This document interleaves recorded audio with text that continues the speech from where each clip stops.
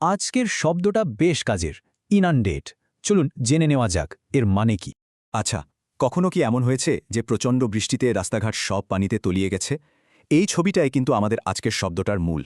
এই যে পানিতে ডুবে যাওয়া, ইংরেজিতে এর জন্যই একটা দারুণ শব্দ আছে, ইনুন্ডেট। তো ইনান্ডেট শব্দটার প্রথম আর সবচেয়ে সহজ মানে হল পানিতে পুরোপুরি ডুবে যাওয়া। এই বাক্যটাকে বলা হচ্ছে উপকূলীয় শহরটা বন্যার পানিতে ডুবে গিয়েছিল আর সবাইকে সরে যেতে হয়েছিল। কিন্তু মজার ব্যাপার হলো এই শব্দটা কিন্তু শুধু পানির জন্য ব্যবহার হয় না, এর আরেকটা দারুণ ব্যবহার আছে। বিষয়টা পরিষ্কার হবে আমিনের এই গল্পটা শুনলে।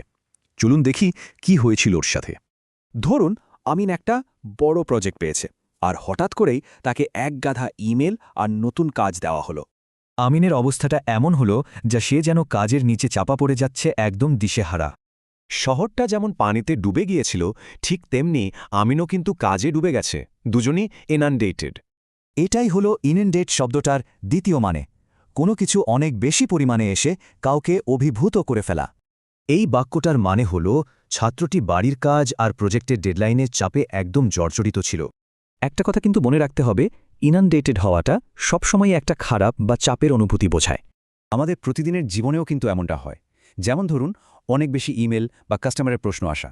ভাবুন একটা নতুন প্রোডাক্ট আসার পর কাস্টমার সাপোর্ট টিম এত বেশি প্রশ্ন আর অভিযোগ পেল যে তারা হিমশিম খেয়ে গেল।